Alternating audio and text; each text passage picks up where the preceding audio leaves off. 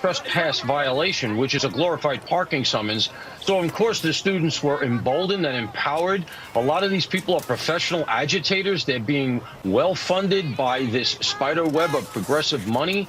And so, sure, they're not intimidated by any of this. And as a result, they just feel like they can continue to go with it. And now they've got themselves in too deep. And Columbia, frankly, doesn't know what to do here. Outkick host Tommy Lahren says what we see from these entitled kids on college campuses is a direct result of weak leadership.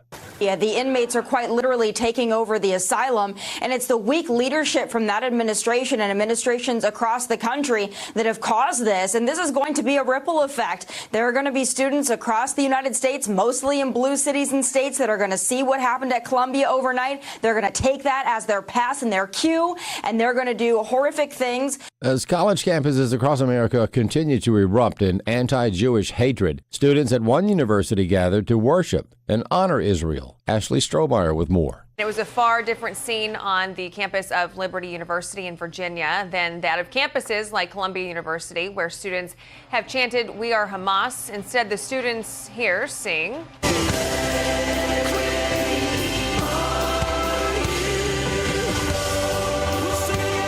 To cap off the end of their semester, students gathered to pray for their nation and read the Bible, and what school officials say is stark contrast to the rage-filled and often angry protests that have become commonplace on the nation's campuses. A conservative columnist says it is no accident that during this key election year, Democrats are making race the central factor in any human interactions. Robert Knight is a conservative activist and a columnist for the Washington Times. His latest column is entitled, "Making Race the Measure of All Things." In it, he points out that Democrats have been obsessed with race almost their entire existence. They were the party of the Confederacy. They were the party of the Ku Klux Klan. They were the party of Jim Crow. They're the ones who designed the racist laws after the slaves were freed. And they didn't vote in as great numbers for the Civil Rights Act and the Voting Rights Act as did Republicans at the time in 1964 and 65. And Knight says a lot of people don't know these facts and think the Democrats are black people's best friends. But I make the argument that no, they're not, and they're trying to inject race into everything using DEI, that's diversity, equity, and inclusion policies. They are looking for reparations in California. This is very divisive. It's destructive. It sparks envy, which is the heartbeat of today's Democratic Party. I'm Chad Groening. More news online at AFN.net and the AFN mobile app. I'm Rusty Pugh.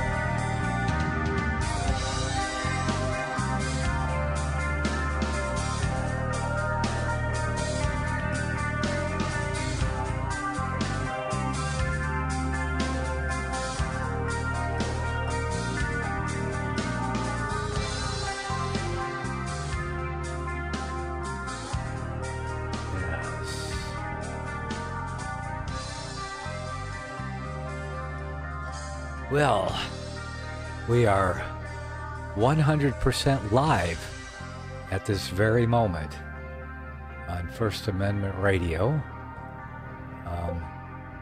We got a photo message from Busy Bee.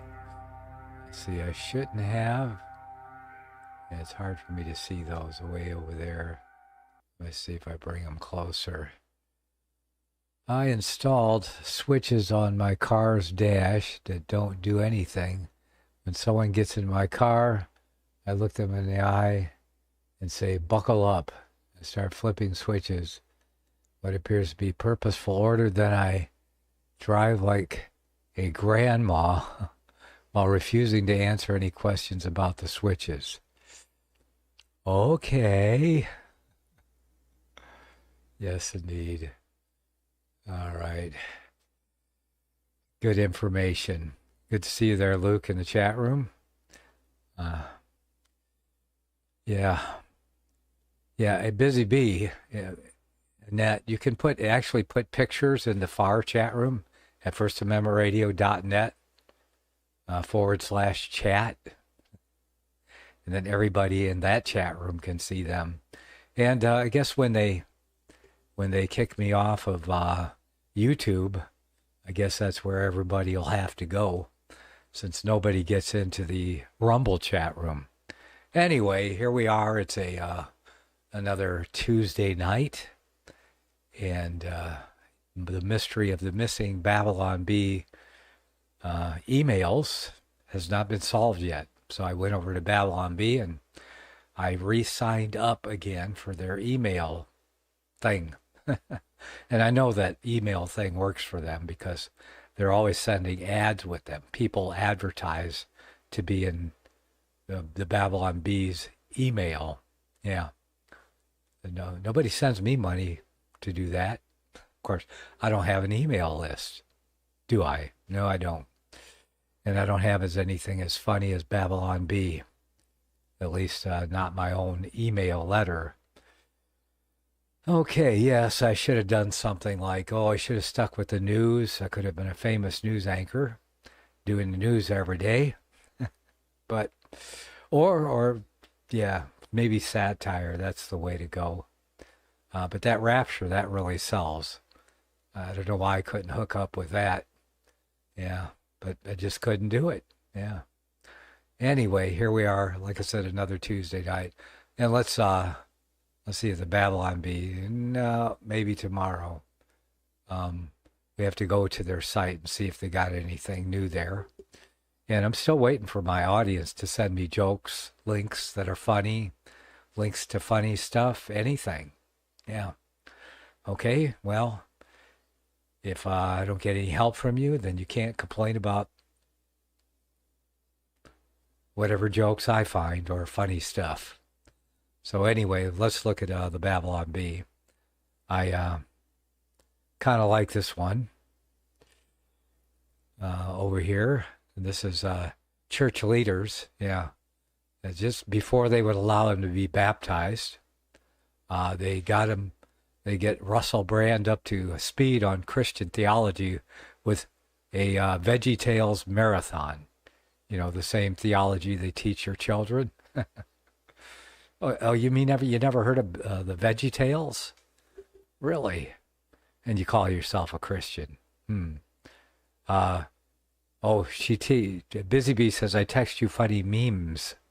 Yeah. Only thing is, how do I get them over to my browser? I guess you have to email them to me, because all my stuff's out of my email. Or like I said, in the First Amendment Radio chat room, but still they'd be in the chat room.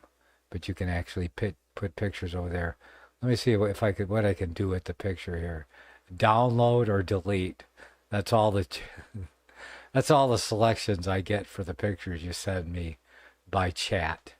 So I'm not sure about chat picture. And I was reading one of them and I thought you were serious for a minute. Yeah. So I got to download them and then upload them or something. Yeah, maybe I'll figure it out. It would be better if you send me links to the pictures. Yeah, because that's what I always ask for is links, because I can bring them up in the browser here, the same browser that you can see on the screen there next to me. Yeah, I can't seem to do that with texted pictures. So back to the drawing board. But yeah, thanks for the funny memes anyway. There is only a way. I'll get my board operator working on the problem immediately, of getting the texted pictures over to the other side where I can show them to everybody else. But yeah. Okay, so anyway, church leaders get Russell Brand up to speed on veggie. Oh yeah, I guess he, did he get, yeah, I wonder when he was supposed to get baptized. Yeah, I think he ought to go to Grace Church, and every Sunday evening they'd have baptisms. And then he could get baptized into a church that is at least theologically correct. Now their eschatology may be off, but their theology is pretty A-okay, I have to say, yeah. So, but I'm not sure about Veggie Tales. Yeah, for baby Christians, maybe. Veggie Tales. Yes, indeed. Cartoons for children. There you go. Okay, let's see. In an attempt to lay a solid biblical foundation following his recent baptism, church leaders worked to get Russell Brand up to speed on Christian theology by sitting him down for a VeggieTales marathon. The group of assorted clergymen believed that the best way to help Brand understand scriptural truth was to play him every episode and movie of VeggieTales ever made. This will be foundational for his faith. We don't want the young seedling of belief in Russell's life to be choked out or wither away due to lack of spiritual nourishment. That's why we're starting with the bedrock VeggieTales episodes like Rack, Shack, and Benny, and Dave and the Giant Pickle, and cranking through as many as we can until he's seen them all. VeggieTales was made for such a time as this. Yes, indeed. It's pretty hilarious. Yeah. Fairly. All right, well, let's see what else we got. Oops. Yeah, I wasn't supposed to do that. Reopen close tab and hit back arrow. There we go. Gets us where we're supposed to be. All right. Okay. So still links are welcome, or you can text the links to me or put them in the chat rooms. Rumble chat room is best because the Rumble chat room I have open from the same browser I'm in. Doesn't take a lot of funny business to, try to get it over to the browser that I'm looking at. And like I said, I have my board operator, producer is working on that at this very minute. No, he's not. He's busy doing a broadcast. So, yeah, it's kind of hard to do those things at the same time. Oh, let's see what else we got here. 5 highly effective ways to remove protesters from your campus. If you're part of the administration of a major university, what you've seen on news may have you feeling rather frightened. Say, for the sake of discussion, a large group of unruly students sets up an autonomous zone on campus and refuses to vacate. What can you do? The Babylon Bee has come up with the following list of handy ways to quickly and easily remove protesters from your campus. 1, halt all deliveries of pizza rolls and fruit snacks. They'll be running home to raid their parents' fridges before you can say colonizers. 2, tell them that you saw a Jew across the street and he's getting away. They won't be able to resist the urge to hunt down one of their nemesises. 3, send in Kyle Rittenhouse. He'll clear the quad in less than 12 seconds. Number 4, throw granola bars containing gluten at them. All commies are allergic to gluten for some reason. And 5, tell them they have to locate Gaza on a map before they can protest. You'll likely be left with one or two protesters tops. Yeah, 1 or 2 protesters tops. Number 6, put a sign that says, free drugs and gay stuff this way, with an arrow pointing off campus. We're pretty sure they're suckers for drugs and gay stuff.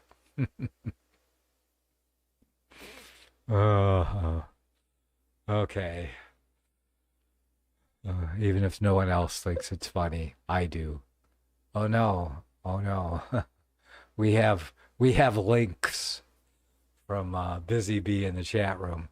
So when I finish this countdown, we'll take a look and see what Busy Bee's got for us.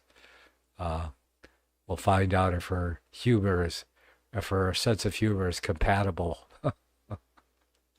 with the rest of the audience. And I will try hard to laugh. All right. Number 7, hold a Biden campaign rally. Instant ghost town. True. Hold a Biden campaign rally. Why hasn't anyone thought of that yet? Clears the place out pretty quick. Either that or hold a Trump rally, and they'll be crowded off the campus by MAGA people. Yes, the Make America Great people that cheer Trump and cry and say USA, USA, and the only time they boo is when Trump talks about vaccines. It's a true thing. Okay. 9. Pepper spray to the eyeballs. Classic. There you go. All right. Let's see. We got a couple of links here. All right. Copy. Oh, gee, that doesn't work well. All right. Let's see. Oh, I got to copy it without the parenthesis, the quotation marks. Okay. Copy. And then we'll go over here, open up a new tab, and we'll paste and go. All right, can't make this up.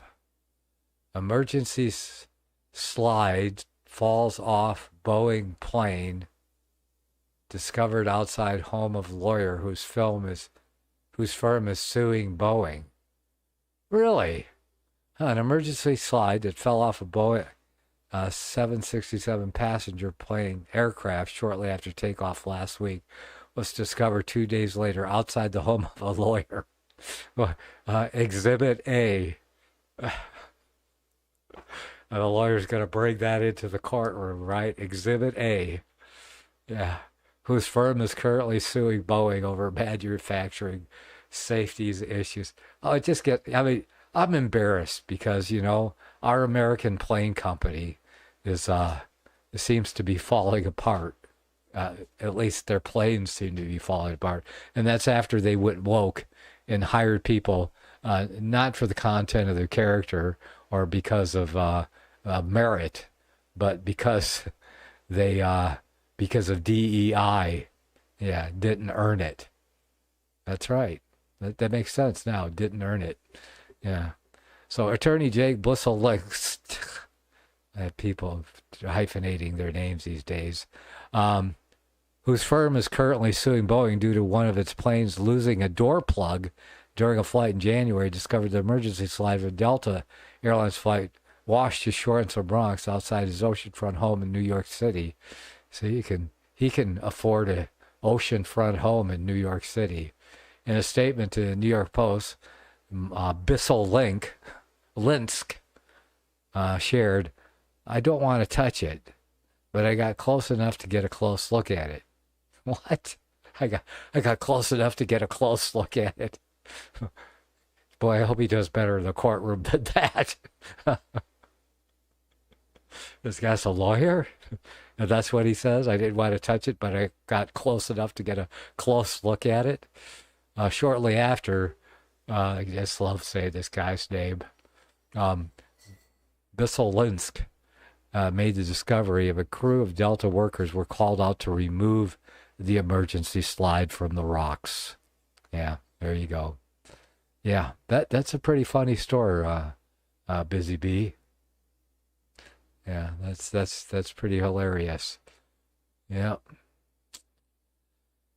Okay, and see, she sent us another one, so I gotta copy that one now here too. All right, copy. Oh, I got to do the Control-C thing over here, and then we'll come back over here, and we'll just paste it on here. Paste and go. All right, what do we got now? Oh, this is the same thing. Oh. Okay. All right. It's the same story. Okay. So anyway, that was a funny story. I do appreciate that one. All right. Let's see what else we got here. Oh, did I do that again? Yes, I did. I closed my tab. Or did I? I can't tell. Oh, there's an ad here. Close. Oh, okay. Scared me for a minute. All right, let's see what else we got here. Really?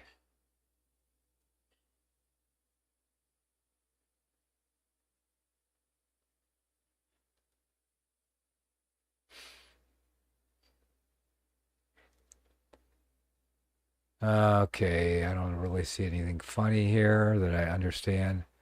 Trump. Oh, this is a good one here. Let's check this one out.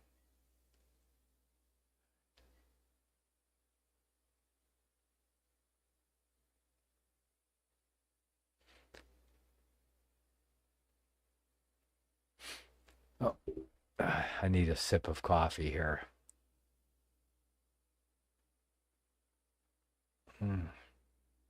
And my coffee's getting cold. Yeah, now I need to run out and warm it up, but I'll wait till the break. All right. Trump. Yes, in the news today. Trump, it's time for us to put aside our differences and unite with Ron DePoopy Pants. Yes, Trump has cute little names for everybody, doesn't he? DeSanctimonious. This is the Babylon Bee. This is satire, so it's not the news. They're trying to be funny, but yes, I guess they did. I don't know if they kissed and made up. I don't think it was ever a thing. Everybody knows Trump, and what's said on the campaign trail stays on the campaign trail. Isn't that the way it's supposed to work? I think so, yeah. So I'm not surprised that Trump and DeSantis are getting along. I even heard who was talking about him today. Oh, somebody was talking about Trump selecting Ron DeSantis as his running mate, and one of them would have to leave Florida. So they were speculating that it would have to be DeSantis, since Trump just moved there. He has Mar-a-Lago. So would DeSantis leave Florida to become the vice president? Yeah, it's in the Constitution, because they didn't want. Yeah, when vice presidents were voted on separately from presidents, and the vice president really didn't have a role in the government, except if something happened to the president, because they used to, and that's when I think it's different today, because they changed it to where the president chooses the vice president as his running mate now, but in the beginning it wasn't that way. You ran. I think the vice president might have been the guy who came in second place or something, because that would only make sense, wouldn't it? That the vice president would be the guy who came in second place. But that's when they didn't have a two-party system. Like, you'd have, like, a half a dozen people running for president, and whoever got second place would be the vice president or something like that. Yeah, that's all in the Constitution. They have that all spelled out. Let's see.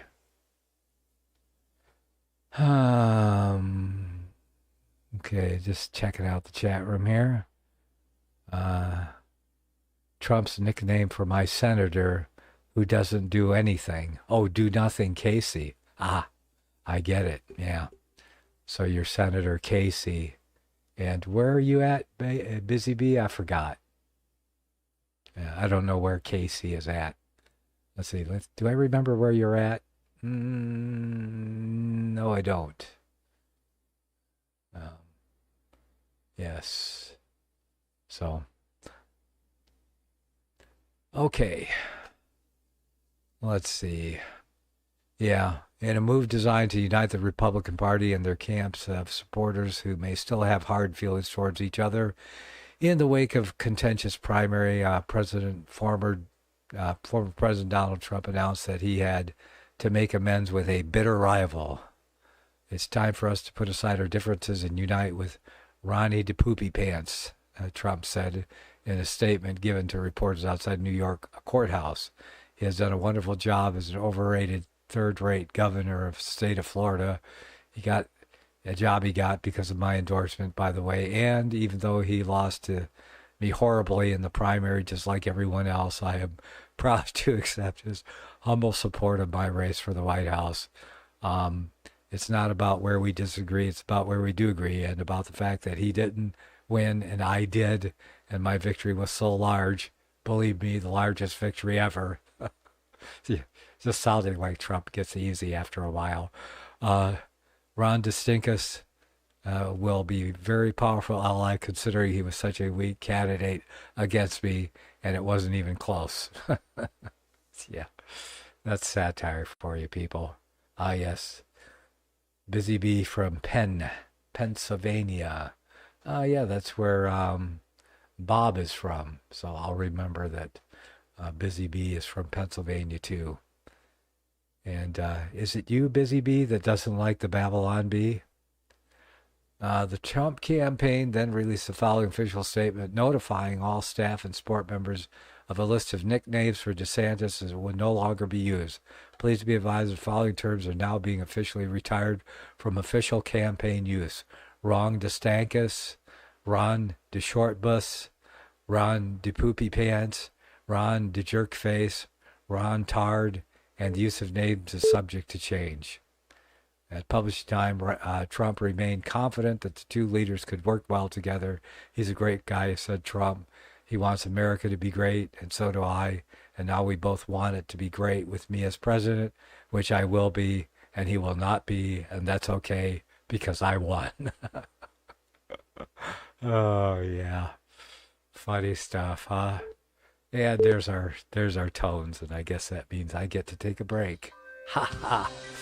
But I will be back in a few minutes. Go not anywhere.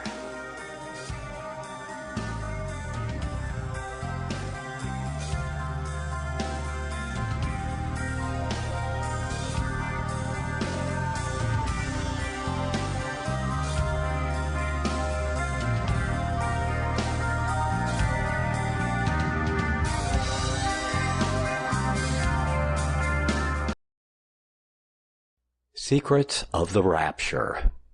Is there a 500-year-old conspiracy? A propaganda machine so pervasive and entrenched, yet so elusive that the entire world could be taken in by it, working in plain sight, but unseen by the world for what it truly is? If prophecy is God-given history in advance, why does the prophecy that has conquered the age also exclude nearly 2,000 years of history? What is it that they are afraid that the light of history will reveal?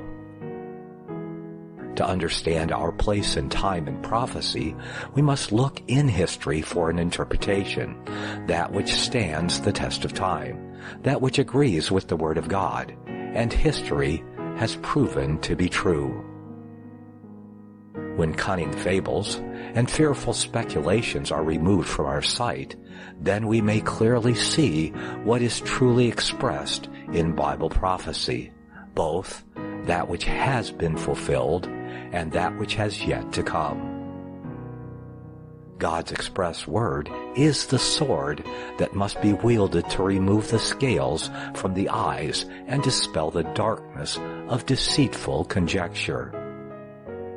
Secrets of the Rapture was written to expose that which the spirit of the age has conjured out of the darkness to blind the eyes of the church in the world today.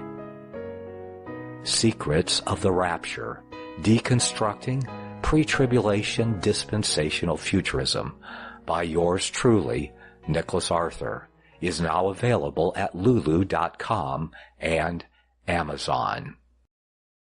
Secrets of the Rapture.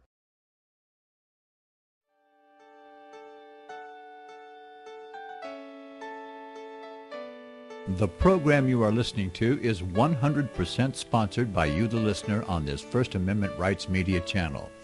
You will notice that there are few commercials on this radio network. There's a good reason for that. Corporate advertising dollars come with strings that limit program content. So without your help, these programs cannot continue on internet or our several affiliates. If you benefit by the educational law programs, we ask you to give. If you are admonished or nurtured by the Bible and ministry programs, we ask you to give. If some voice a cause that you are passionate about, we ask you to give. If you believe in any of these, we ask you to support them as you would a missionary on a continual basis, as if giving a tithe for missionary radio. These programs are not commercially viable and must be supported by those faithful to the cause of truth. Look for the button to sponsor your favorite programs at our listen and schedule pages on the internet. We're asking you to give much less than a tithe so that you may also send support directly to a particular program host, cause, and anywhere else the Spirit may lead you. Do all to the glory of our God and Creator, for His holy nation, the only kingdom that will last forever. Thank you for listening.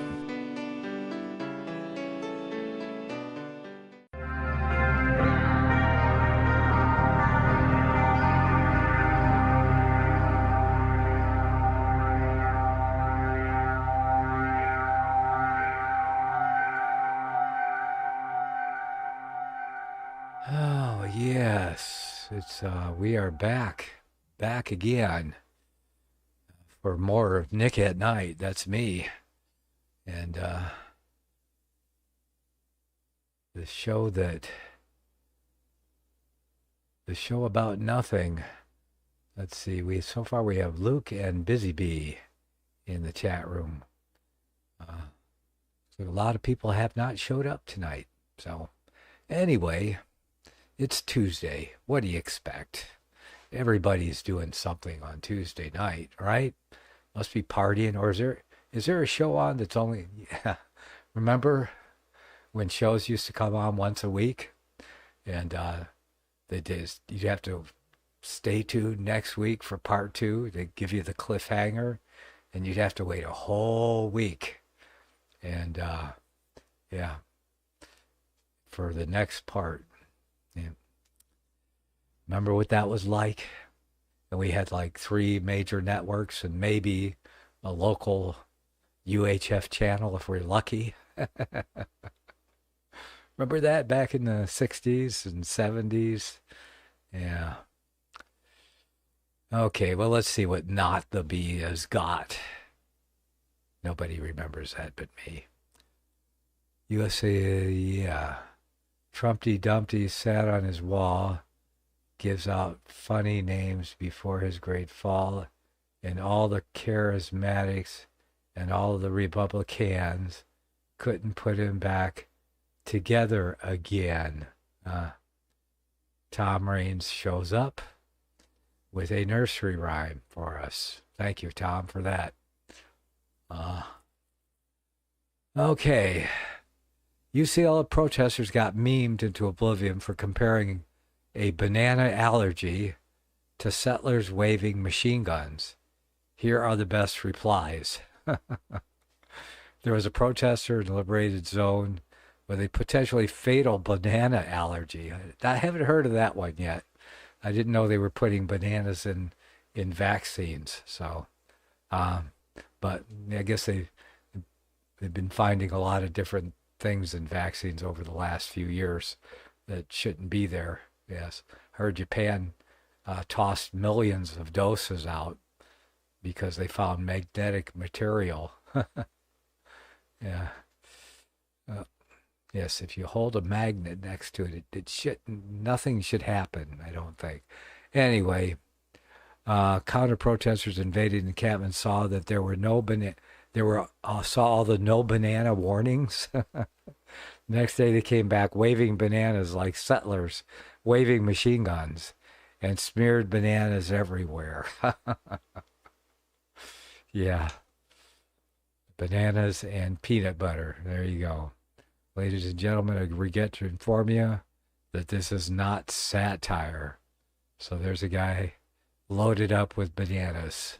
That's right. So his bananas are about to go off any second now. I think all he's missing is a countdown timer.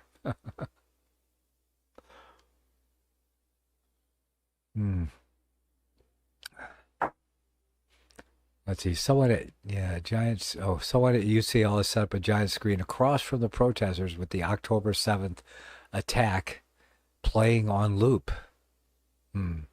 I killed her and I killed her husband.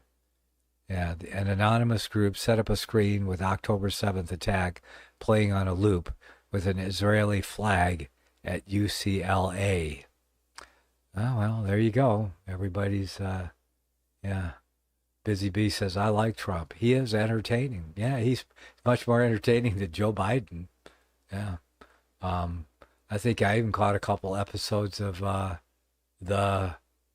was the name of that show he did? Where he fired everybody? This escapes my mind. I'm having a teenage moment here. Somebody else knows what it is. The Apprentice, that's it. There it is. I remembered. Accessing file. Yeah, The Apprentice. I even caught a couple episodes of that, but not really my thing. But yes, you're fired. That was the big line. You were famous if you got fired. Okay, next. Let's see what else we got in the... Oh, come on. That's it. 2 stories? That's all you got from Not the Bee? Come on, you guys. You got to have more than that. Is it just a excuse to send out a... Oh, there is some more below that. Okay. It looked like the commercial they usually put at the end. It is, but it's not the end. Let's check to see what The Onion has published after a few days of new management. Onion takeover by that NBC News Hall monitor, still going great. The Onion, Bluey praised for tackling difficult subject of walking in on parents during their scheduled weekly sex. That's The Onion. Yeah. Okay. That's their commentary on The Onion. The Onion, the old worn-out version of the Babylon Bee. The woke version of the Babylon Bee, wasn't it? Okay, update. Russell Brand discusses how his baptism went and has thoughts for the cynics. Russell Brand took the plunge in his own words, and he was baptized on Sunday in the Thames. So he went to Rome to get baptized in that dirty Italian river. Okay, discussion how his baptism went. He has no thoughts because you got to go to the river at Rome. I mean, you know, you got to learn your Hail Marys, right?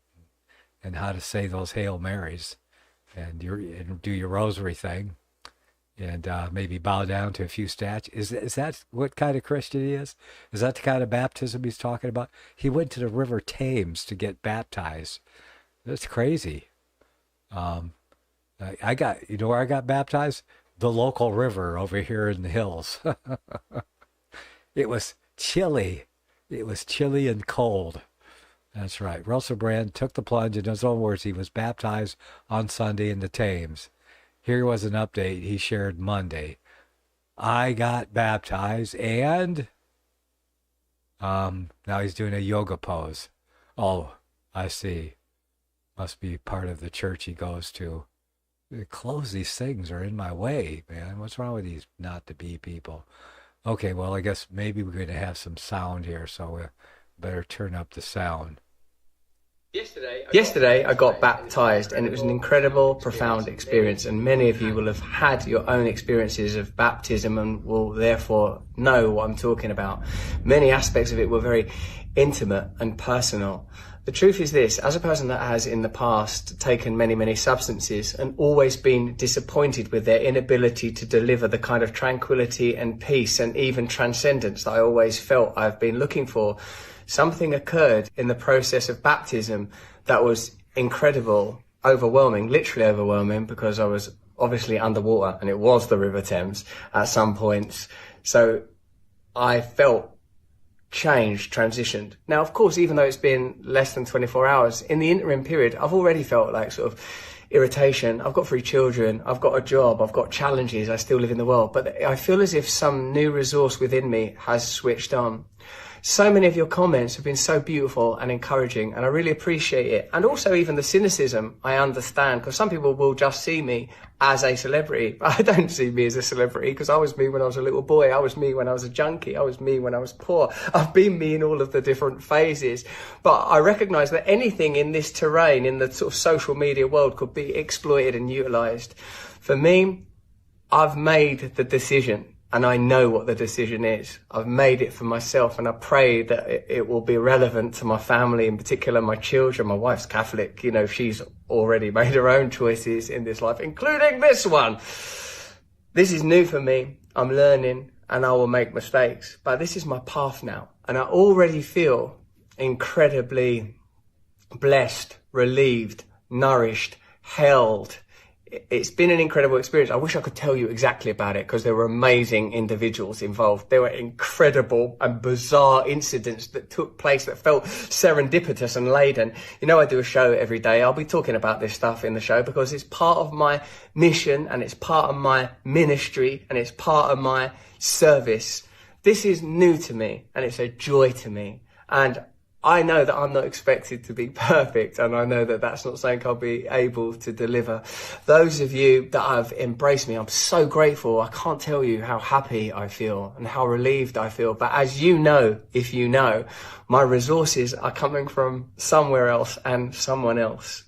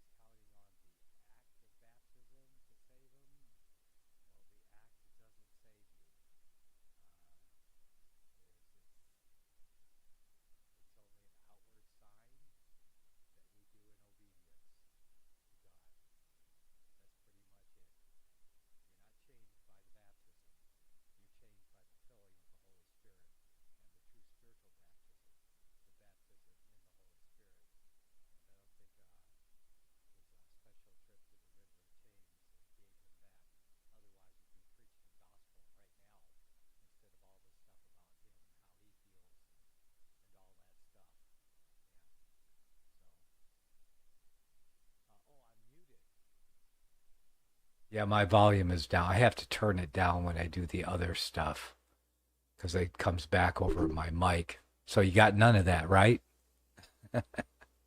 So anyway, so he got baptized physically. The physical baptism doesn't change you. It doesn't make you a new person. There's no experience that goes with it. It's not the thing. It is the true baptism in the Holy Spirit that is really effectual.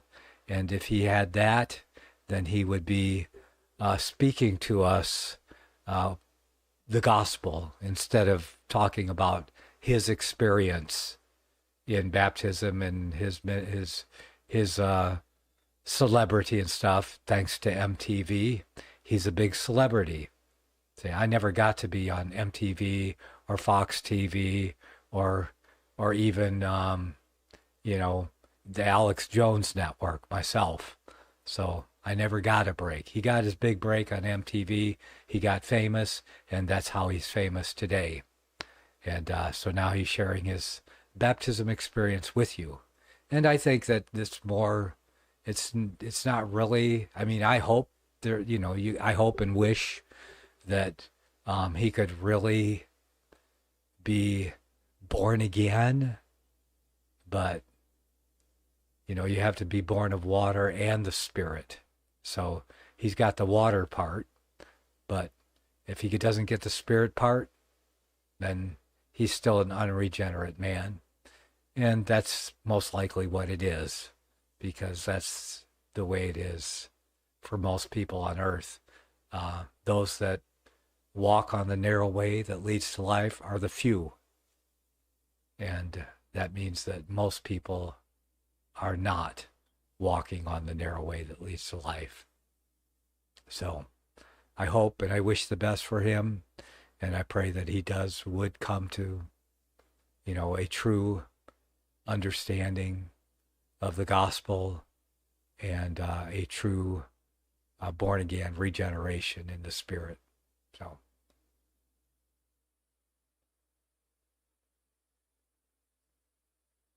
Okay, so that's enough of him. Let's go. Oh, let's see. That's Babylon B. This is, I see. Okay, that's what we're doing here. All right, let's go back to see what else we got here. Oh, yes, Scotland's first Muslim leader resigns after losing the support of his coalition. Let's review his greatest hits as he packs his bags. I fervently hope this man vanishes soon into the dustbin of history, as he so richly deserves. Yeah, I've heard about this guy. He's over there complaining. He's in, I guess, Scotland, Scotland's first Muslim leader. He's complaining because there are too many white people in Scotland, and they're not woke enough for him, and he's calling everyone else a racist. So if he wants people, he says, because nobody looks like him. Well, if he went somewhere else, there are plenty of places he could go where most people would look like him. If he's so into race. But the guy, obviously, he grew up in Scotland, and now he's become woke, and he's realized that Scottish people are white, and he wants them to change for him because they're too white for him or whatever. So anyway, so they put him outside the government. Yeah, he lost his place because he couldn't accept that he wasn't white. No, that everybody else was white. But dude, it's Scotland. It's 95% white people. Yeah. Moving on. See, if you missed the viral, hateful rant of this Columbia student, it says a lot about the state of Ivy League education. Be grateful that I'm not just going out and murdering Zionists. Two lumine I can't read that. The motto of Columbia University. Oh, well, it's Latin. It says something. I don't know what it means. In lumine tuo vide bumis lumen. I don't know what it means. I'm sure it doesn't mean be grateful that I'm not just going around murdering Zionists, but maybe we'll check it out, see what this is all about. In thy light, that's what it says. That's what the Latin means. In thy light, we shall see light. In thy light, we shall see light. Columbia was my first Ivy League school to drop the SAT requirements for admission. This guy says, what could possibly go wrong, you ask? Enter Kaimani James, who prefers he, she, is, they pronouns. It must be confusing keeping that straight. Even for a brilliant Ivy League student, you're a boy, then you're a girl, then you're a whole bunch of somethings. It's like a pronoun polycule, but without the drama and STDs. I don't know, you might get the STDs with it. Except he, she, they are now at the center of quite a drama based on a video that has surfaced featuring this Columbia student and his, her, they queerly strong support for Palestine. This video is so perfect. The absurd theatrics, its misuse of words, his pronunciation of maniacal, the confidence to record himself going nuts like this. 3.8x acceptance rate at Columbia. Whose place did Kaimani take? All right, I guess we'll turn the sound up now. And I'll...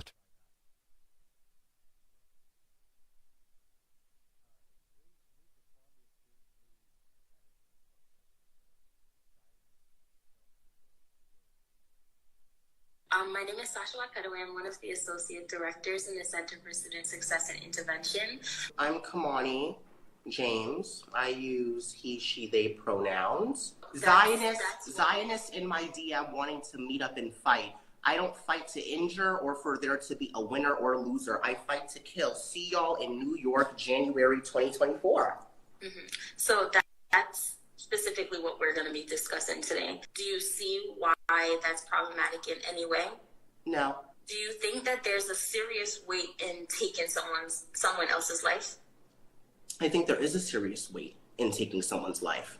And at the same time, I think that taking someone's life in certain case scenarios is necessary and better for the overall world.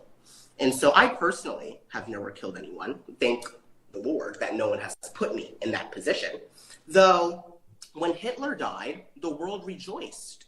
Everyone looks back at that time period and said that Hitler needed to die because he was exacting an immense amount of harm against the world.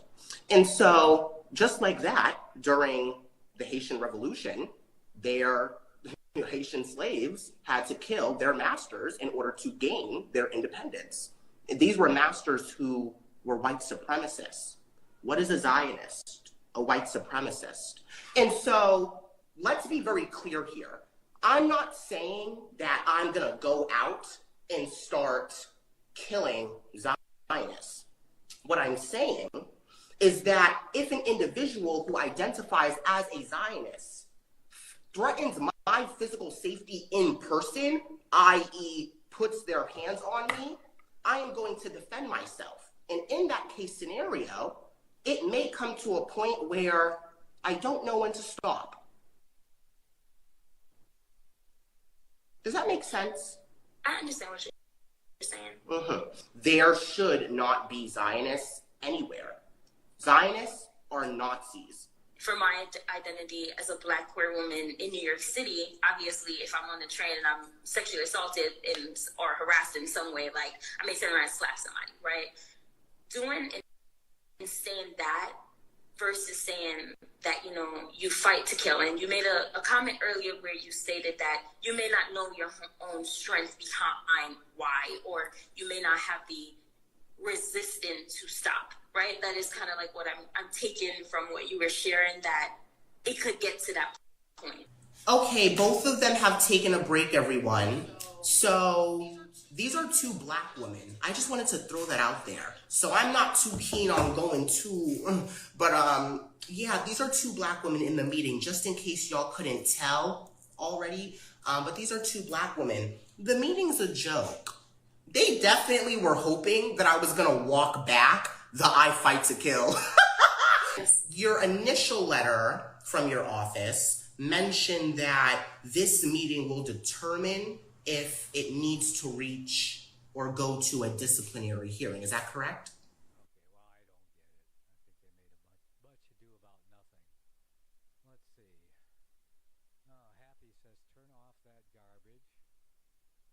Happy says, turn off that garbage. Stop being anti-Semitic. Oh, yes. Oh, that's right. Happy likes to call people names. Yeah. Well, I'm not anti-Semitic. I have nothing against the Semites, the Semitic people. Yeah. I am all for the Shemitic race. Okay. So let's see. We will forever support Israel's right to exist. We will.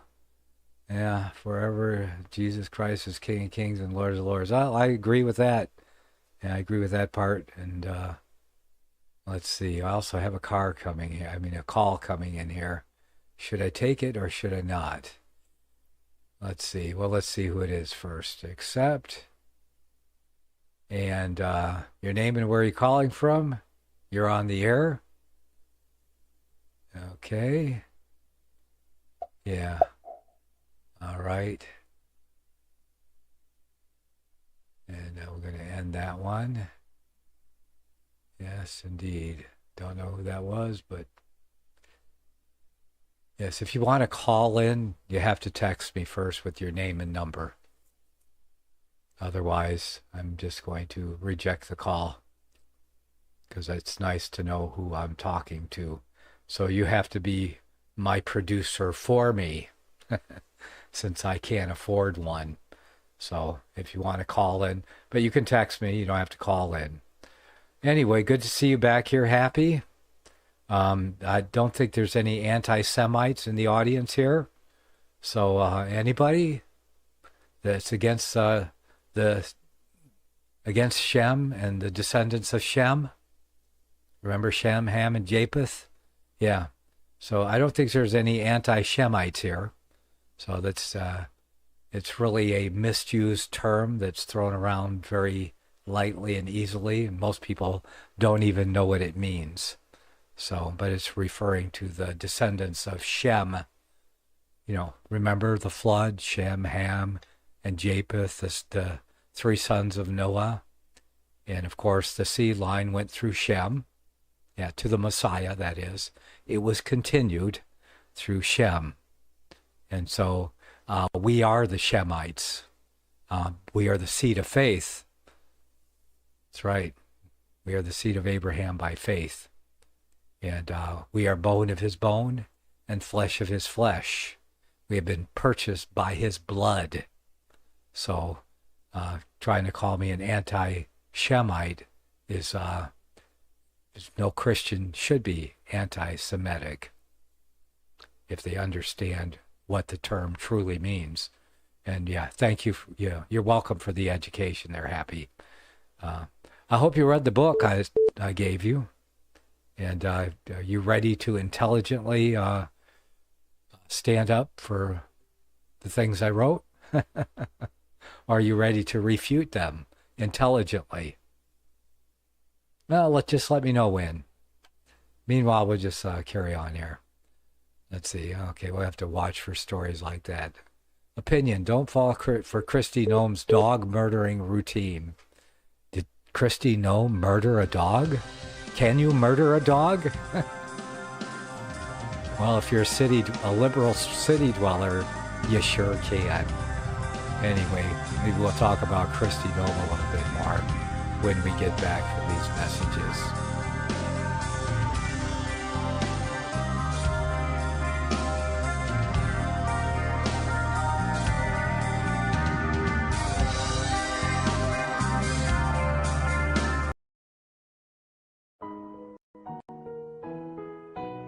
The program you are listening to is 100% sponsored by you, the listener, on this First Amendment Rights Media channel. You will notice that there are few commercials on this radio network. There's a good reason for that. Corporate advertising dollars come with strings that limit program content. So without your help, these programs cannot continue on satellite, internet, or our several affiliates. If you benefit by the educational law programs, we ask you to give. If you are admonished or nurtured by the Bible and ministry programs, we ask you to give. If some voice a cause that you are passionate about, we ask you to give. If you believe in any of these, we ask you to support them as you would a missionary on a continual basis, as if giving a tithe for missionary radio. These programs are not commercially viable and must be supported by those faithful to the cause of truth. Look for the button to sponsor your favorite programs at our listen and schedule pages on the internet.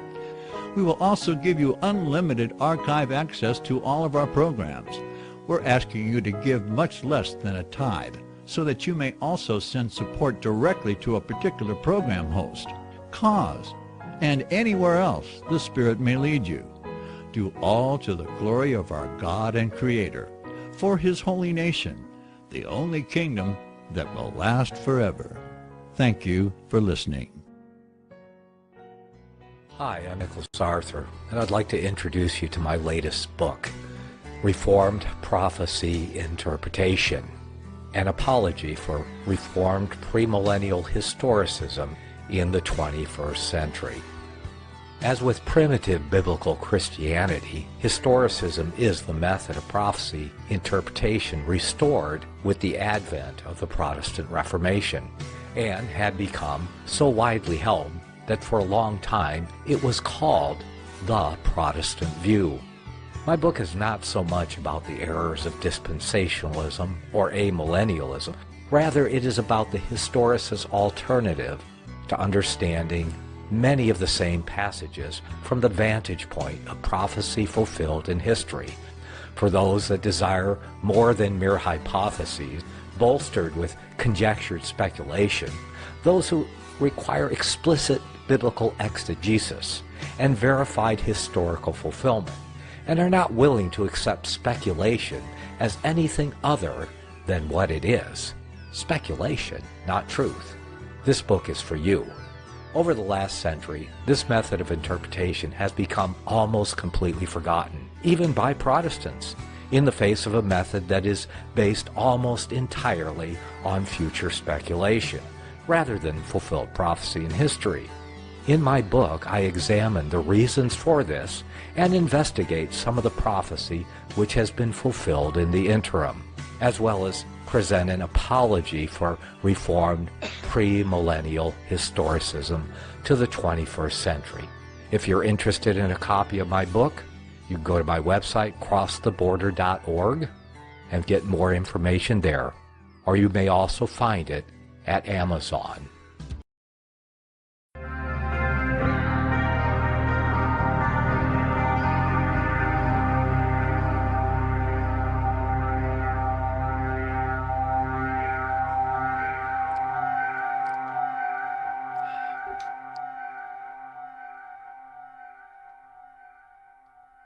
Okay, well, I hope everyone will, if you're able to, if not, show up for tomorrow morning's broadcast. I'll be doing some educating tomorrow morning.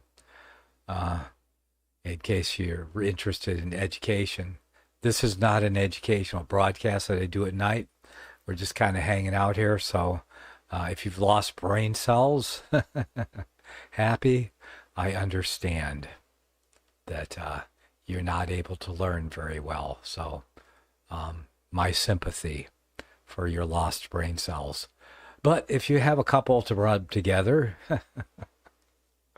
I have a question. Has anyone ever heard of the Reformation out there? Oh, happy. How about you? Have you ever heard of the Reformation? Do you think that's a real thing? Did that really happen in history? I'll bet you could even tell me what year it happened, right? Because you're probably very up on church history, correct? Yeah. See, I'm going to lose brain cells just waiting for an answer. Hey, you started it, man. But anyway, yeah. You're not too bad, man. If that's the worst thing you could say about me. What did you say? Call me the other day? Yeah, something, I forget. That is about as mean as that you're losing brain cells listening to my educational material, huh? Yeah, well, anyway, did you know that the Reformation is in the Revelation? That God did not forget 1,800 years of history and leave it out of the Bible? But do you know that God included all of history from the day he created the heavens and the earth, okay? And, oh yeah, that's right, he called me a bozo. That's right. Oh, no. Yes, I remember Bozo the Clown. Do you remember Bozo the Clown? He does that orange hair that went out there, yeah. I think that might have been back in the 60s, too. Bozo the Clown. Yeah, he's a famous clown. Yeah. So, anyway, yeah, God didn't leave 1,800 years, the last 1,800 years out of his book, but he included every other era in the Bible except that. Is that right, Happy? Yeah, he says, go on. I'm going on. No, hey, man, I love you, okay? Yeah, as a brother in Christ, I love you. So I'm glad you're here. Anyway, the Reformation is in the Revelation, and I'm going to share that with everybody on my my prophecy reality broadcast. So if you want a real education in prophecy, that's the one to show up for. And I likely won't do this broadcast tomorrow night, but in this place, First Amendment Radio will rerun my morning broadcast. So if you miss it, you can watch it at the same day and hour, but not on YouTube, because we can't broadcast on YouTube on First Amendment Radio because they keep giving us strikes. So, and half of our programs get strikes and get taken off. So yeah, they don't like it. YouTube has very sensible, very sensitive,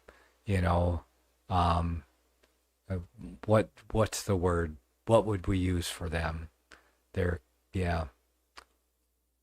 very easily, offended, I guess, because if you say things they don't like, they get triggered. Like if you talk about certain subjects, they don't like it at all. And I hate to even mention the subjects but I do this broadcast on YouTube. This is one of the only broadcasts I do on YouTube. And I really kind of just don't broach a lot. Sometimes I accidentally mention them and I think, are they going to give me a strike? So, yeah.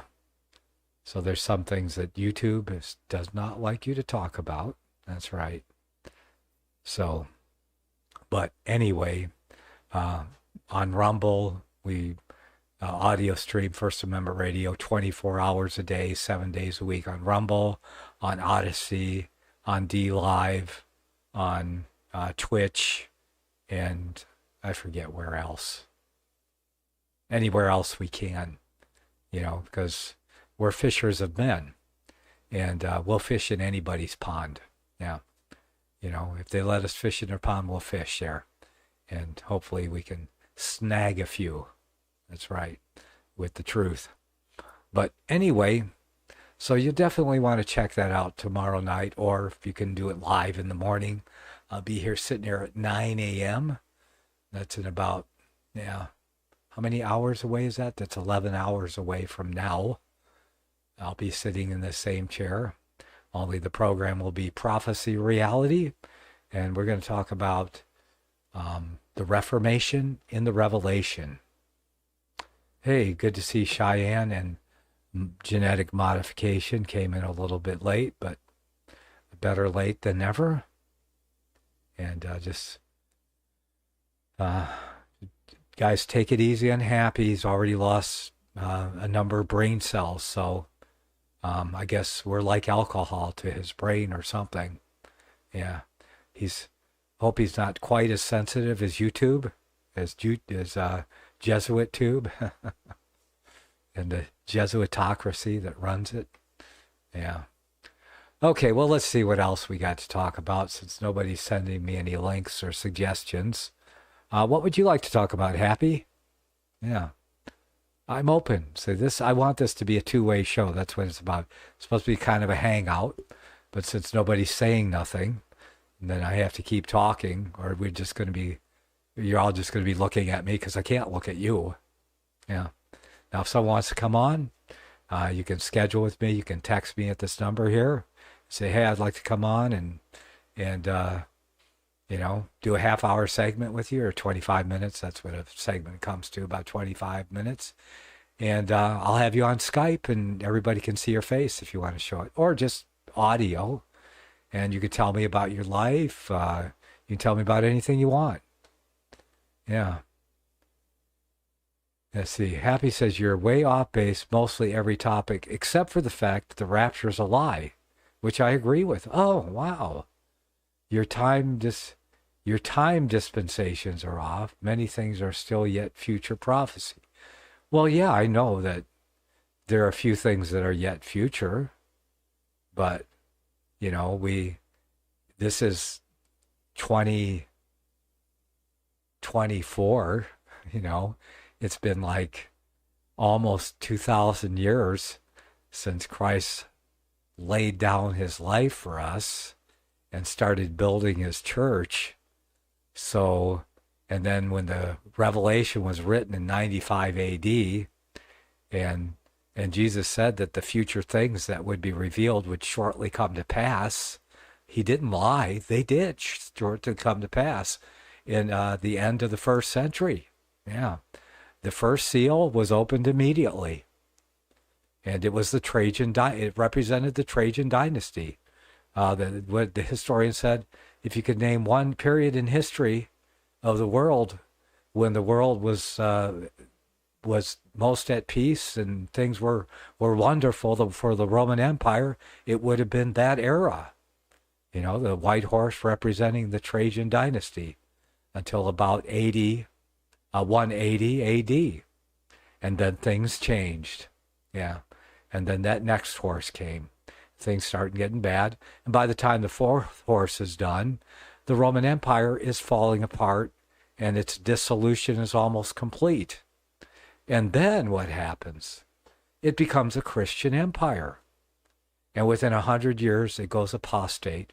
And God begins punishing Western Christendom, the Christian empire, in the same way that he did Israel, the national Israel, in the times of old. And that's what most of the Revelation is about. All of those judgments are all about God treating his supranational church in the same way that he treated his national church, Israel. That's Revelation. And let's see. Have you used another name, Happy? Because I think I'm starting to understand who you might be. Happy in the chat room. Yeah. Says you're way off base because this gives you away. You're way off base on mostly every topic except for the fact that the rapture is a lie, which I'm glad you agree with.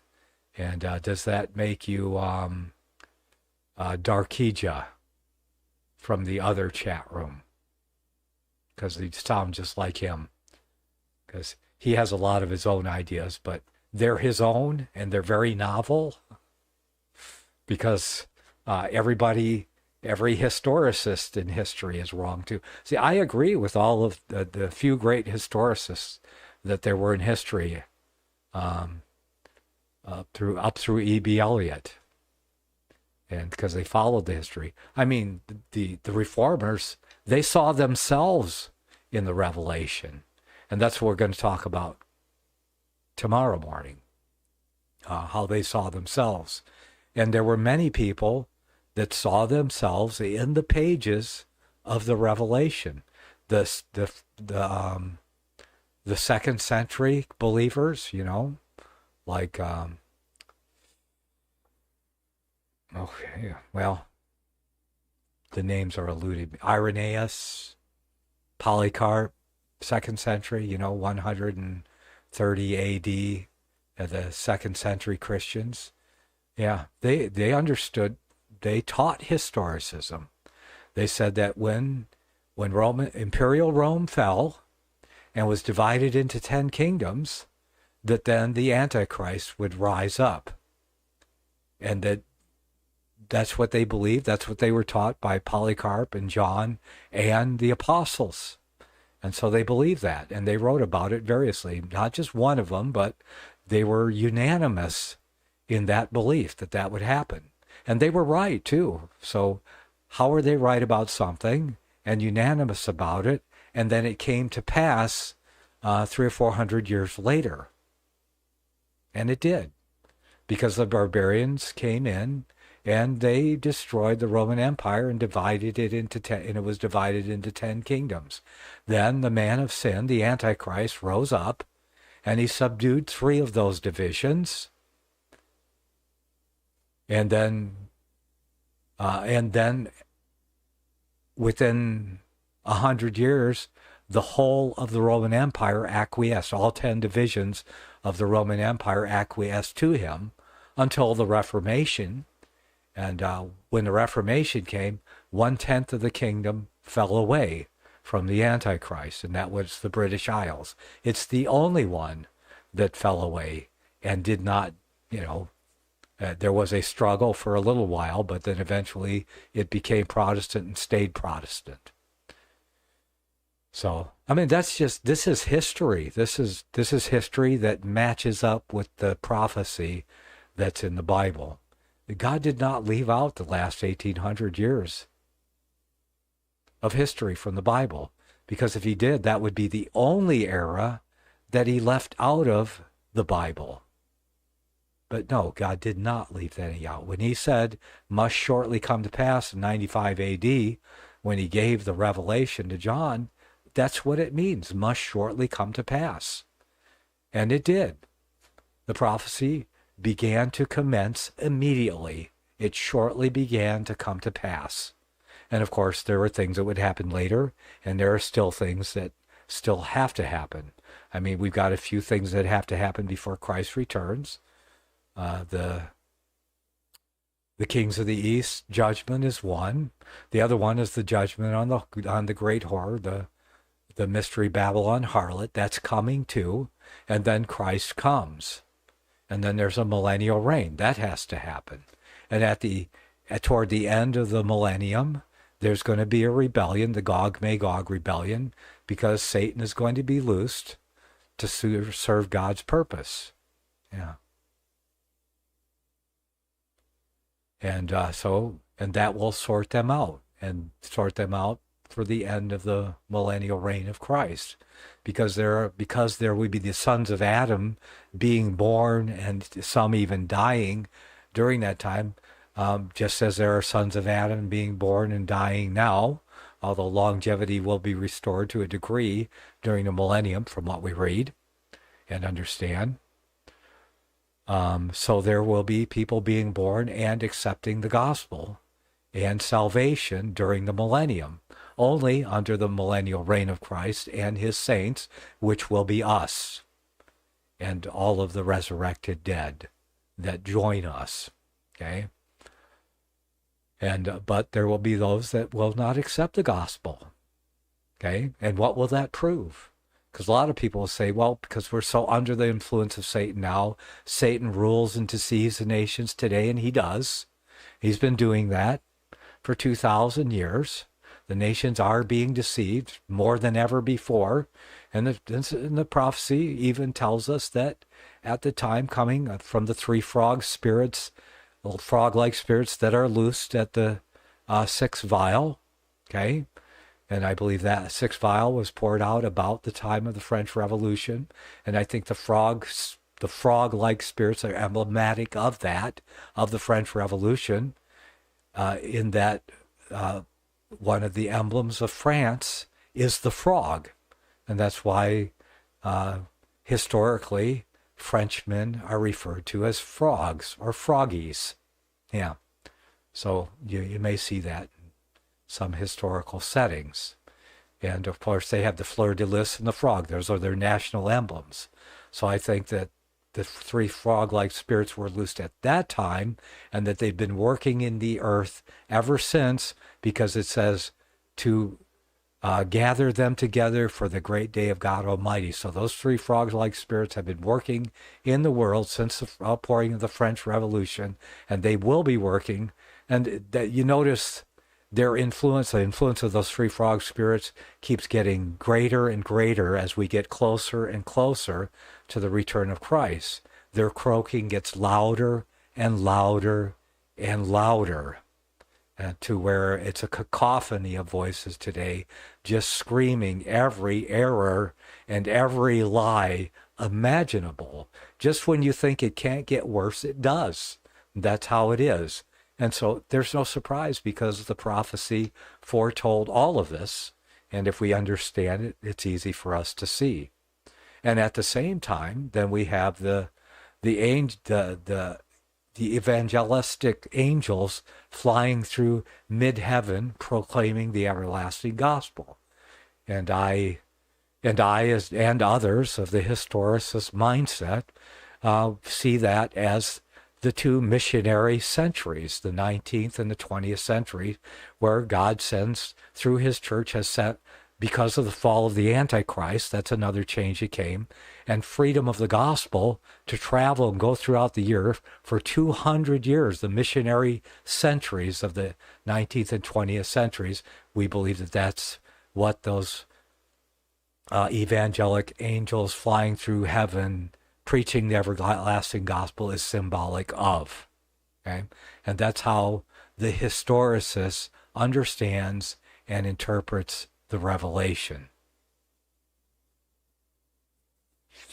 And Busy Bee, there have been a few pastors, but very few that teach it. Because the Counter-Reformation has been so strong and overbearing. The Antichrist has all the money and all the power in the world. He still does today. Because remember, even though he was wounded, he received that near-deadly head wound and was punished. And the punishment even fell on the seat of the beast, as the prophecy said. Okay? And the Vatican lost all, the man of sin, the Vatican lost all of its temporal power. By 1870, it seemed that every vestige of its power completely disappeared. But the head wound has been healed since then. And the head wound, I believe, received its healing when it was part of the seventh vial being poured out, because we see some indications there that that power was regained. And it was. She received her power, but differently, because there is an intrigue that is introduced in the status of the beast after the head healing, and that the world wondered when they saw the beast that was and is not and yet is. And people go, what does that mean? That is intrigue, because that's how the Antichrist rules the world now, through intrigue and behind the scenes, because she does not want to be seen doing what she's doing, because she learned from her past that when you openly burn Bibles and what you call heretics, true Bible believers, okay, when you burn heretics and burn Bibles and commit genocides openly, where everybody knows you're doing it, it's eventually going to fall back on you. And that's why she's doing everything behind the scenes now through other actors. She has so many layers of culpable deniability right now, that so many institutions and layers and secret societies, the Jesuits are at the top, that she works through, that she feels safe now. But I believe that the Bible reveals that even with all of that, she's going to be found out, because it says that the 10 horns, those 10 divisions of the Western Europe, are going to turn on her and burn her with fire before Christ comes. That's one of the things we're waiting for to happen. And so that's so that leads me to believe that the nations are going to discover her intrigue, and that they're going to blame her, and they're going to, as the scripture says, burn her with fire. They're going to destroy her, raise her from the ground. And I don't think it's just going to be limited to the Vatican, but I believe it's going to be limited to all of her outreaches and extensions all over the earth, the whore that sits on many waters. So they will be attacking her over all the earth, kind of in the way you see people just looking for something, like all these Hamas demonstrations that go on. People need somebody to hate. They need somebody to blame. They need somebody to turn against, and it's happening worldwide. Well, I believe this is what I see in the destruction when the 10 horns, the people of Western Europe, and I believe that will extend to wherever Western Europe has extended to with its colonization of the entire world, basically. So when you say Western Christendom, we're talking about Western Christendom and all of the nations that came out of Western Christendom, be they Catholic or Protestant, okay? That's what we're looking at in the prophecy. I believe the prophecy extends to that, so that I believe that punishment will extend to the whole world too. Am I making sense? Yeah.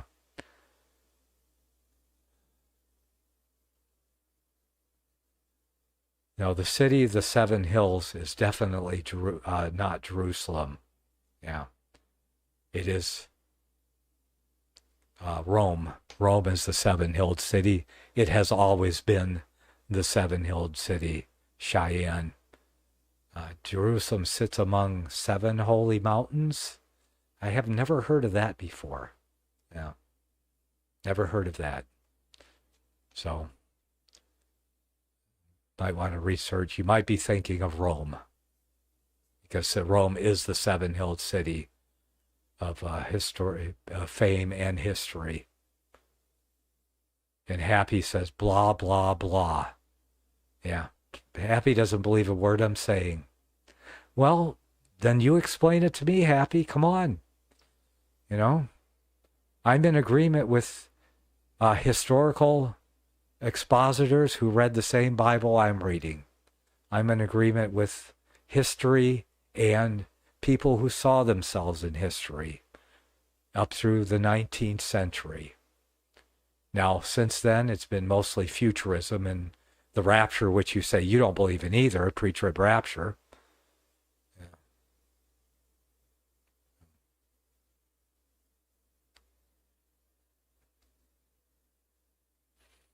But, well, I know what I believe, and you apparently don't know what you believe. You just know that you like to be the antagonist, okay? I mean, otherwise, why would you be here? So tell me why you don't believe. Give me your thesis on why the rapture isn't true, as you said a little bit earlier. You said, the rapture is a lie. You agree with that. So tell me, why is the rapture a lie? Please explain it to me. Nothing? Nah? Nothing, Happy? Well, it's too bad, Happy, but people buy my books every day. So, what can I say, man? Not as many as all these other people that are selling hundreds of thousands of copies, but there are people that are buying, and I don't expect very many people to buy my books, because most people are like you. They can't stand the truth. And that's just the way it is. But I can accept that. Anyway, here comes a message, and I'm going to take a little break. I'll be back in a few minutes.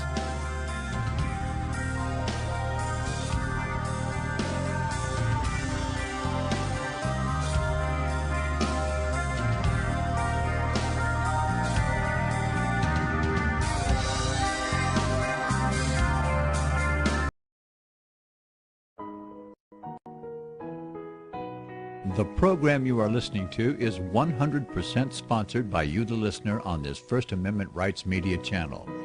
You will notice that there are few commercials on this radio network. There's a good reason for that. Corporate advertising dollars come with strings that limit program content. So without your help, these programs cannot continue on satellite, internet, or our several affiliates. If you benefit by the educational law programs, we ask you to give. If you are admonished or nurtured by the Bible and ministry programs, we ask you to give. If some voice a cause that you are passionate about, we ask you to give. If you believe in any of these, we ask you to support them as you would a missionary on a continual basis, as if giving a tithe for missionary radio. These programs are not commercially viable and must be supported by those faithful to the cause of truth. Look for the button to sponsor your favorite programs at our listen and schedule pages on the internet. We will also give you unlimited archive access to all of our programs. We're asking you to give much less than a tithe so that you may also send support directly to a particular program host, cause, and anywhere else the Spirit may lead you. Do all to the glory of our God and Creator, for His holy nation, the only kingdom that will last forever. Thank you for listening.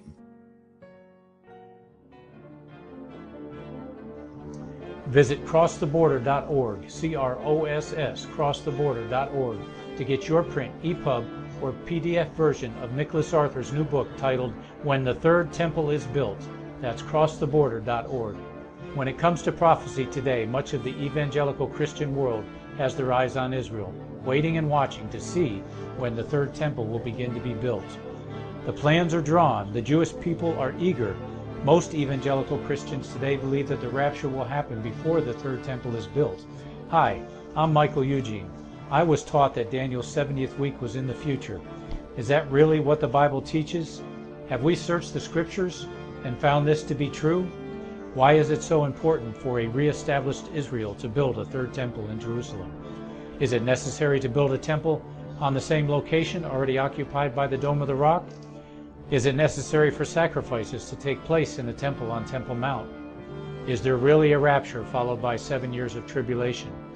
What is the New Testament temple? Can we identify history and prophecy?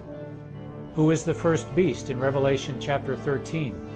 Who are the 7 kings in Revelation 17? I have asked all these questions, and I have found Nicholas Arthur's new book, When the Third Temple is Built, answers all these questions and more using Scripture to interpret Scripture. The Bible says that no prophecy of Scripture is of any private interpretation. Nicholas shows us in his new book, When the Third Temple is Built, how the Bible interprets prophecy and not man's private interpretation. Visit crosstheborder.org, CROSS, crosstheborder.org, to get your print, EPUB, or PDF version of Nicholas Arthur's new book titled When the Third Temple is Built. That's crosstheborder.org.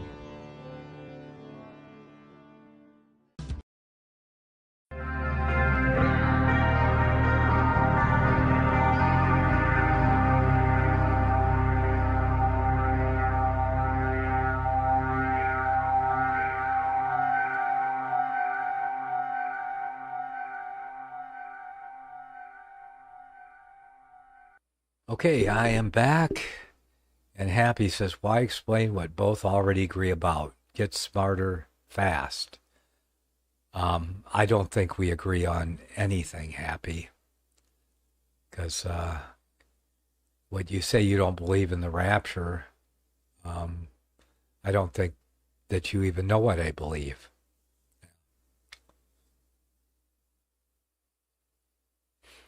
So I'd like to know what you believe. Okay, let's see. What else we got here? We're looking at the Babylon Bee. We're looking at... let's look at a redacted newsletter here and see what we got. Pringles Crocs are now a thing. Do you really want to drag your food around this close to the floor? Whatever. What'll they think of next? Okay, and in case you missed it, I'll wait for it, Happy. You can tell me what you believe about the rapture, why you believe it's not true. Yeah, because I think you're just BSing me, and you're just here to, I don't think you have a clue about whether the rapture is true or not, or even what that means. There you go. That's why I ask. So, let's see. The Prime Minister of Spain announced he will not resign from politics after speculation that he would. Just in case you missed it, non-news. 4 police officers died in North Carolina on Monday after trying to serve an arrest warrant for possession of a firearm by a convicted felon. The episode ended with armored vehicles smashing into the house. Wow. Yeah, I can see why this guy probably should have never been let out of jail if he's going to kill 4 police officers and with a firearm that he's not supposed to have. Likely that guy should never have been let out of prison, but probably some woke prosecutor let him out. Okay, District Attorney in New York, Sandra Dorley, issued a video apology because she refused to pull over when an officer stopped her for speeding and then tried to use her privilege to get out of it, cursing the officer out and flashing her badge to get him to go away. The governor has requested an investigation into the incident. Yes, indeed. See, Taylor Swift is the first artist to have the top 14 songs on the Billboard Top 100 list in any given week. I've never heard one of her songs. And, I mean, why would I care about some saloon girl that made it? I mean, it's an anomaly. I mean, they've had saloon girls for 200 years now. This one just gets to be seen by thousands of people at a time, and people think she's something else, but I don't get it myself. I don't know what people see it.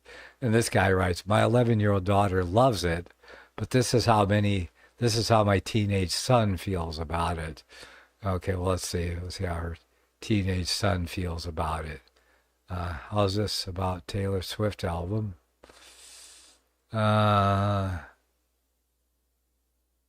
Okay, I have no idea what that means.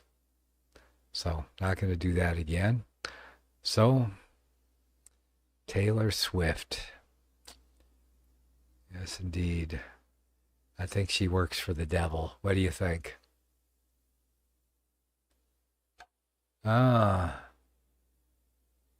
Happy doesn't seem happy today.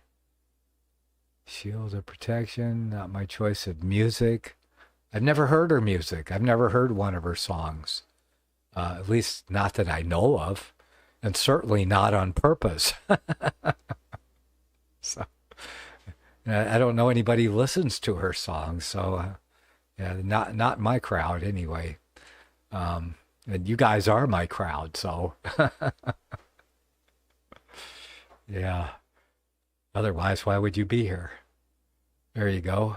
Gold is still $2,300 an ounce, and silver is down. It was up to 28, now it's down to 26 something. So, yeah, and all that other stuff. We'll skip. Okay, the lead. Hunter Biden versus Fox News. There's the son of the traitor-in-chief, also a traitor. Okay. Hunter Biden's lawyers are demanding that Fox News stop using the naked and debauched photos that were leaked from his laptop. Yeah, well, good luck with that. They're already all over the internet. But they don't like Fox News using them. Yeah, well, dude, should have been more careful. Yeah, stop using the naked and debauched photos that were leaked from his laptop. For the last 5 years, Fox News has relentlessly attacked Heidenbunner and made him a caricature in order to boost ratings and for its financial gain, Hunter Biden's attorneys said in a statement, according to CNN. They threaten litigation if Fox does not cease from publishing the images. They also accuse, can they do that? Can they stop them from publishing the images? They could pay him enough money and contract with him not to use them. But I don't think he owns those images. I think they're all in the public domain now. Yeah. Sorry, Hunter. You know, some things you don't want to let out, dude. Shouldn't have been doing all those drugs. Should not have been so careless. They threaten litigation. They also accuse Fox of bias because the network has not covered the indictment of FBI whistleblower Alexander Smirnov, who has pleaded not guilty to charges of lying to investigators. Well, I don't know. I never heard of Alexander Smirnov. I don't watch Fox News anyway, but if I saw two headlines and one had Hunter Biden on it, one had Alexander Smirnov, I think I'd look at the Hunter Biden one first. So I'm with Fox on this one, even though I don't watch Fox. Oh, can we sue for the stories the media ignores now? If so, I've got a list. Yeah. That's what they're saying. Yeah. Why don't they cover this other story? Yeah. Instead of me. It's a pretty weak case. I don't think it's going anywhere. So like his lawyers are smarter than he is, because at least they're going to make money off of him. He's not going to win his case. Yeah. If he had good lawyers his lawyers may have told him, hey, this won't go anywhere. He's probably going, sue him anyway. Let me snort some cocaine. Right. Okay, Columbia University orders students to evacuate the war protest by Monday afternoon, but they didn't, so the university has begun suspending students who are still there. There you go. Suspend them. Yep. That means are these guys going to classes that they're paying for while they're there? And I hear that half of the people have nothing to do with the university that are protesting anyway, or 2/3 of them. That was the number I got. Anyway, the students say they will not clear out. These repulsive scare tactics mean nothing compared to the deaths of over 34,000 Palestinians. And it'd be nothing because 2/3 of them are probably not even students there anyway. So in Texas, Governor Abbott said that students would be arrested. You say they cannot allow these protests because Jewish students feel threatened and discriminated by them. Ilhan Omar, yes, the Omar points out, Arab students feel that way too. What we have, because the Jews are going to kill them. We have here is the problem in our own creation. Students have been taught that their feelings are the most important thing, and that they should not have to engage in uncomfortable discourse. Remember what they taught us back in the 50s and 60s about people calling you names? Yeah. Sticks and stones may break my bones, but names will never hurt me. Yeah. We learned that. That's what we learned. Yeah. But now they're going, oh no, you're wearing the violence. Oh, stop. It's hate crime. Free speech attorney Alex Morey says part of the liberal education is that diversity of voices on campus, that's a feature, not a bug. Yeah. Okay. Whatever. Let's see. Build your side hustle today. I have no idea what this is. Oh, Shopify. Yes. I could.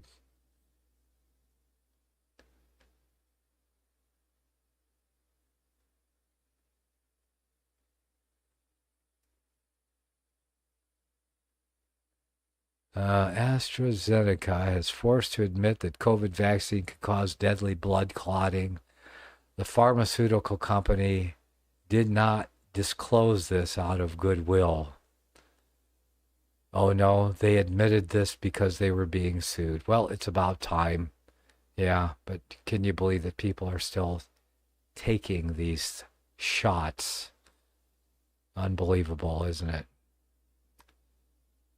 All right, let's see what else we got here. Watch out for sextortion. If this happens to you, for those report to the police. Sextortion, huh? National Crime Agency. Is this a real thing? I guess it is. This is redacted news. It says, don't pay, do stop, contact, avoid deleting anything that could be used as evidence. Teachers in the UK have been warned to be on the lookout for sextortion. The National Crime Agency said there has been a considerable increase in global cases of financially motivated sexual extortion, a type of online blackmail widely known as sextortion, is when somebody demands money from you because they have nude photos that they can threaten you with. You would think that young girls are the most vulnerable, but surprisingly the opposite is true. According to the UK government, a large proportion of cases have involved male victims between ages 14 and 18. 91% of victims in UK cases dealt with by the Internet Watch were male. Best practice to avoid this: teach your children not to take nude photos. There you go. Good idea. Yeah. All right. News by the numbers. Yeah, Cheyenne said, it just killed my older brother. He took 3 shots and booster. His last words, he should have listened to me. Yeah. Yeah, I had a good friend here, a few years older than me. He took 3 of them. Yeah. He's not living anymore. Sorry to say. I watched him slowly but rather quickly demise. Yeah. That's sad to see. So what do we got here? 154.6 yen. That's how much US dollar was worth in Japanese yen. for a brief time on Monday. That represented a rebound from a 34-year low, and what an analysts say may be the signal that the yen is coming back from a long slump. So that's, whatever, 154.5 yen to $1. Yeah. And $1 is not very much of anything today. So $1 today is worth less than a penny 100 years ago. That's pretty much it, dude. 3. That's how many Austin Powers movies were made by Mike Myers. Says that maybe there's a 4th in the works. When asked about it on the red carpet this weekend, he said, I can neither confirm nor deny the existence or non-existence of such a project. Right. Just have to wait and see. 91. That's how old Willie Nelson turned on Monday. Well, good for Willie Nelson. Or today. He's reportedly born late at night on April 29th, but the county clerk recorded it the next day, so he celebrates a 2-day birthday. Good for him. Lucky guy. Good old Willie Nelson, yeah. 91 years old. Well, he's almost 20 years older than I am. Let's see, what's trending? The Lion King is trending because Disney released a trailer for the movie due out in December. They should have just left it alone. I'm sure it will be worse and bomb because it seems that Disney destroys everything it touches now. It somehow finds a way to ruin it. And let's see. Jerry Seinfeld is trending because he said something that earned him the title of far right. What did he say? That the extreme left and PC crap have ruined comedy for us all. Yeah, that Jerry Seinfeld, a funny guy. Yes, one of the funniest guys out there as far as I'm concerned. But yeah, he's right. That PC crap has ruined comedy for us all. Yeah. And let's see, Christy Brinkley is trending for posting this video of herself dancing to Uptown Girl, the song that was written about her by her ex-husband, Billy Joel, at one of his concerts at Madison Square Garden. Yeah, way back in the day, before some of you were even born. Moving on here. Oh, I think that's the end of it. And that's what we get from Natalie Morris at Redacted News. Okay. Let's see. We got about 10 minutes to put this thing to bed. Is he still alive? Who? Billy Joel? Gee, Cheyenne says, my best friend, only 50, and she died also. Yeah. Killed my older brother. He took 3 shots. Yeah. Oh, Cheyenne. Is who still alive? Last year, a Venezuelan man came to my house to start a security service for my home immigrant, offered to take me to bed, blatantly, like he was asking to use my phone. I kicked him out of my house. Yeah, certainly. They have different customs in some of these other countries, I guess. And that's why we don't need these people coming to America unvetted. Yeah, because that guy, we would have not let him in. Yeah, seriously. Oh, yeah. Yeah, definitely. Okay, well. Oh, yeah, getting toward the end of the broadcast here, and my coffee's cold. I can never finish a cup of coffee because I have to stop talking, and that's kind of a thing about having a talk show on radio TV is you got to keep moving your mouth. Yeah. Yeah, so sorry for your loss, Cheyenne. Yeah. Yeah, we've all lost a lot of people. The older we get, the more people you lose. And then finally you get to go home and be with Jesus if you belong to him. So, and we're going to have a great family reunion. I'm going to meet all you guys, maybe even Happy. I mean, I hope so anyway. Yeah. Happy wants to play the antagonist. That's fine. Everybody needs a good antagonist now and then. Yeah. But, yeah, that's sad. He passed away on his birthday, huh? Yeah. Well, I hope he knew the Lord, and I hope to meet your brother one day, Cheyenne. Same day I meet you. Yeah. Okay. Well, let's see. First Amendment Radio. You are all listening to First Amendment Radio Live. And this is Far Out, First Amendment Radio Out. This is our last broadcast of the evening. That's live, so that's me. And so we call it Far Out. And so I hope you're enjoying First Amendment Radio all the time when you're working. Take it in the car. Take it on your FirstAmendmentRadio.net Moby page. We also have the Prophecy Reality News app, which streams First Amendment Radio 24/7. I like the Moby page better myself. Yes, I listen to First Amendment Radio too when I'm out working on the ranch around here, and or riding my bike, just going for a walk. I'll have my my stupid phone with me and my Moby page up and my First Amendment Radio on. And sometimes I have my favorite programs. I like to listen to Renewing Your Mind. So if I don't catch it when it's playing, it's on our podcast player on FirstAmendmentRadio.net/MOBI.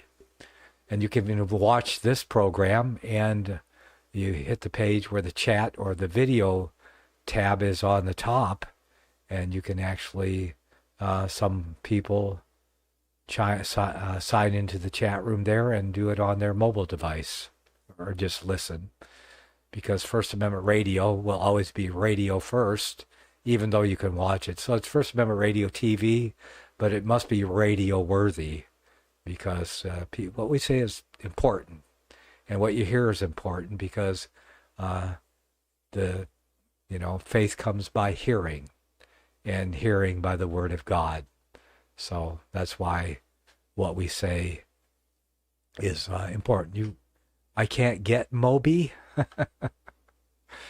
Do you have a browser? Just put in FirstAmendmentRadio.net/Moby into your Google browser or whatever browser you have on your thing, and you will have our Moby page. And it looks like this. I'll show it to you. Let me see. First, I'll go to First Amendment Radio here, which hardly press the mobile button there, and that's what it looks like. It looks like that, and then it fits on your phone. It fits perfectly on your stupid phone, and that's what you see on your phone. You don't get all the extra blue background, but that's what our Moby page is at. And there's different tabs.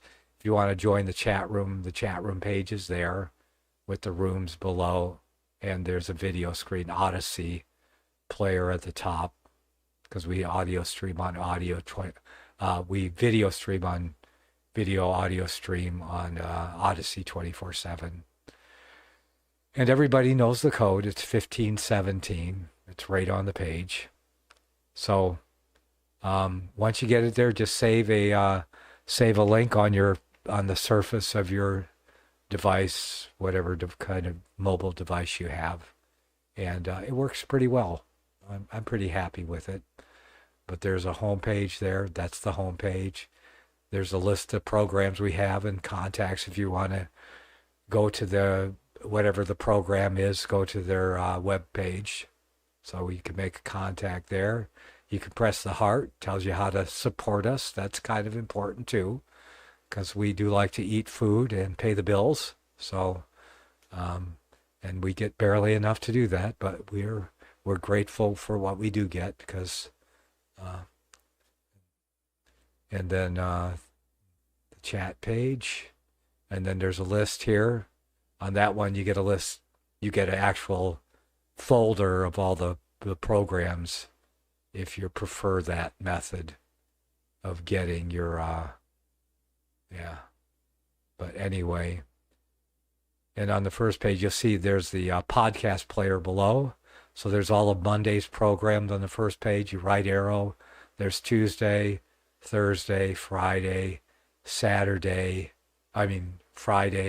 and then there's weekly programs like Keys of the Kingdoms and Grace Church Sunday on the weekend. So there's, So make sure you take advantage of all of that and be edified all week long by listening to First Amendment Radio. And I guess I have to say thank you all now for showing up for the broadcast. It's been fun having you here. It's a lot more fun when a few people show up. So thank you. And may the Almighty bless you and keep you as you travel on the narrow way that leads to life. I'll see you next time.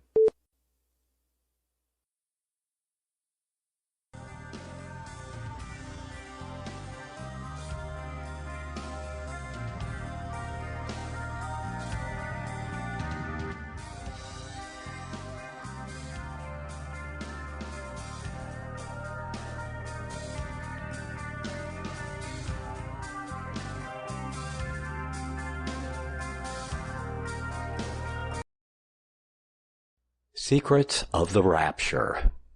Is there a 500-year-old conspiracy? A propaganda machine so pervasive and entrenched, yet so elusive that the entire world could be taken in by it, working in plain sight, but unseen by the world for what it truly is? If prophecy is God-given history in advance, why does the prophecy that has conquered the age also exclude nearly 2,000 years of history? What is it that they are afraid that the light of history will reveal?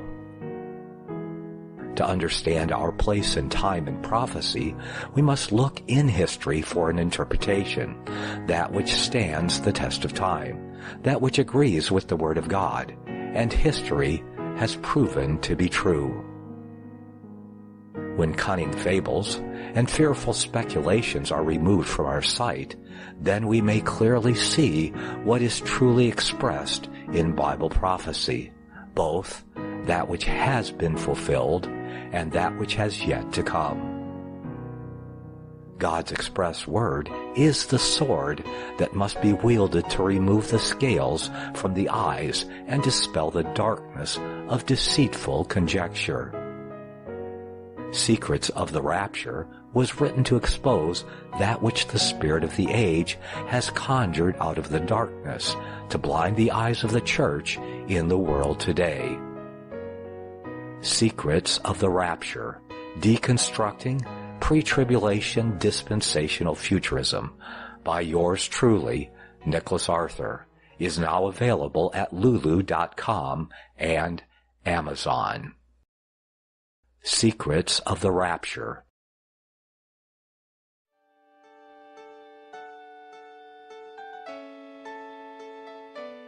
The program you are listening to is 100% sponsored by you, the listener, on this First Amendment Rights Media channel. You will notice that there are few commercials on this radio network. There's a good reason for that. Corporate advertising dollars come with strength. American Family News, I'm Rusty Pugh.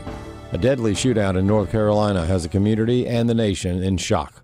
A fourth officer has died and at least 4 others are wounded after that deadly shooting in Charlotte. Police say the officers were serving. Yesterday, a similar protest continued to break out at schools nationwide. As the House investigates anti-Semitism on college campuses, House GOP Conference Chair Elise Stefanik told Fox she believes Jewish students are at risk.